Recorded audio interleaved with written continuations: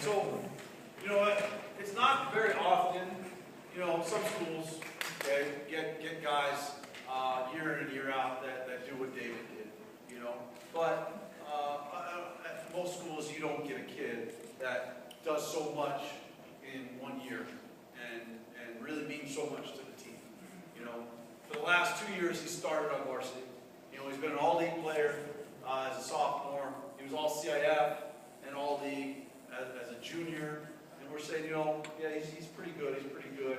And then this year, the amount of time and effort he put into working and getting quicker and getting stronger and getting more physical is pretty amazing. You know, last year he had 5 interceptions. This year, none. You know, but the reason he had none is because he shut them down. You know, it was pretty amazing. You know, if you look at they didn't throw the ball his way. When they did, he broke it up. You know, he was just impressive on defense. Then you put him on offense, and he could have started on any team in the county. You know, he was second in the county in scoring. You know, and we have another 1,000-yard rusher with 10 touchdowns. Plus Ray had 7 touchdowns. Plus our fullbacks had 9 touchdowns. So you think, okay, who's leading the county rush in scoring? It's the guy that's getting the ball 42 times a game. You know, who's leading the county in rushing? The guy gets the ball 51 times a game. I don't know if David ever carried it more than 20. Most of the time he carried it 10 or 15 times. He averaged over 11 yards a carry.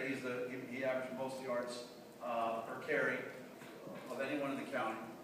You know, he had 28 touchdowns, I think, this year, to go along with over 1,800 rushing yards. He broke our school record for rushing yards, scoring in a game, rushing in a game. You know, he just 9 different records fell because of his work ethic.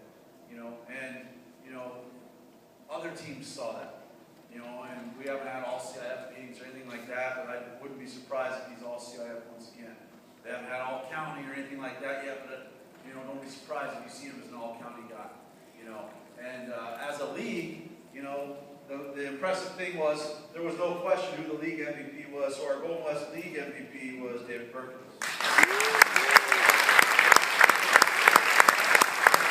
He's only the second Segerstrom player to do that, and that's pretty impressive. You know, and obviously he's the most valuable player in our program, not just because of all the yards and all the things, but his attitude, his work ethic, and just being the person he is really rose the level of the rest of the team. So 2012 most valuable players, David